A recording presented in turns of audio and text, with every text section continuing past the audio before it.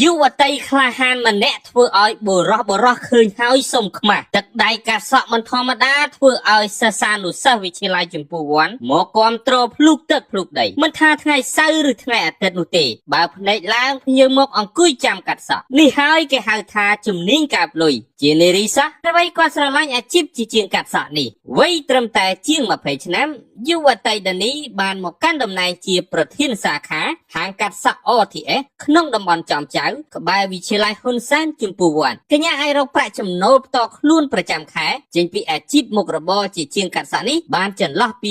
$600ទៅ$700ឬច្រើនជាងនេះកញ្ញាមិនខ្មាស់គេឡើយក្នុងការចាប់អាជីពជាជាងកាត់សក់នេះចាខ្ញុំឈ្មោះខេនណានីមកពីខេត្តកណ្ដាលអូមកពីខេត្តកណ្ដាលបងណាចាហើយបងមូលហេតុអីបានសម្រេចចិត្តរៀនជំនាញកាត់សក់វិជ្ជាជីវៈអាជីពនេះហើយឥឡូវខ្លាយជាប្រធានសាខាខ្លាយជាមេជាងដល់ឆ្នើមនេះមូលហេតុអីបងឆ្លាញ់ជំនាញហ្នឹង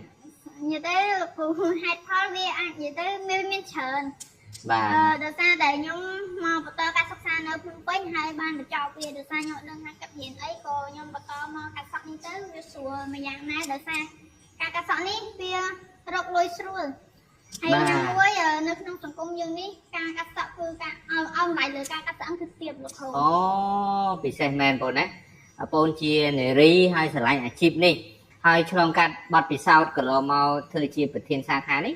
បងរកចំណូលបានចន្លោះពីប្រហែលទៅប្រហែលដែរទៅតាមរដូវកាលខែបុណ្យទានហ្នឹងបងលោកគ្រូគឺតាក់ទងនឹងបុណ្យទានគឺរកបានអាចឈាន600ទៅដល់700អីអូភ្ញៀវបុកចូលមកច្រើនណាបងណាចាហើយអ្នកផ្ទះពេលឃើញបងអូនមានអាជីពមុខរបរចេះកាត់សក់ចេះអីរកចំណូលចិញ្ចឹមខ្លួនឯងបានហ្នឹងអារម្មណ៍របស់គាត់យ៉ាងម៉េចដែរនិយាយទៅគាត់សប្បាយចិត្ត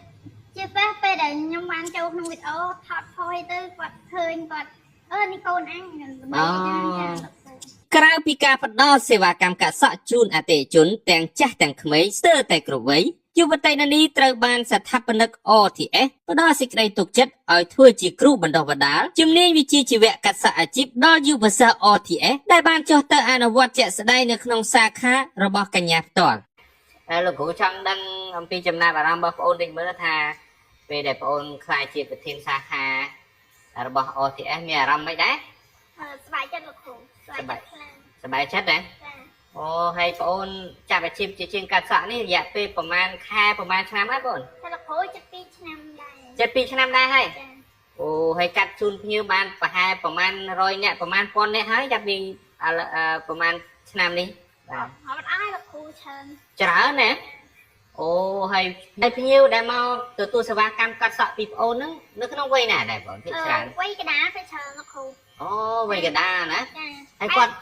យគាត់មកតែកាត់សក់ឬទេឬក៏គាត់ត្រូវការសេវាកម្មអីថែមទៀតដែរបើនិយាយពីបែបសាសនាហ្មងគាត់មកភាគច្រើនកាត់សក់បូកជាមួយនឹងវ័យទៅសិស្សសាលាអីគាត់មកបែបអត់អីចឹងណាលោកគ្រូអូមកអត់ដែរណាបងណាតែជាទូទៅគឺសិស្សសាលាគាត់មកបែបចូលចិត្តកាត់សក់បែបលេង freestyle ចឹងបាទហើយភ្ញៀវបុកមកច្រើនរៀងរាល់ថ្ងៃណាបងសៅរ៍អាទិត្យលោកគ្រូពេលណាទៀងវាមកបែបជាថ្ងៃច័ន្ទនេះវិញនេះក៏មានដែរលោកគ្រូមុននឹងខ្លាយជាមេជាងកាត់សក់អាជីពនិងជាប្រធានសាខាហាងកាត់សក់ OTS កញ្ញាបានឆ្លងកាត់ការវឹកវើនិងអនុវត្តជាក់ស្ដែងជិត1ឆ្នាំដែលធ្វើឲ្យជីវិតកញ្ញាមានការផ្លាស់ប្ដូរយ៉ាង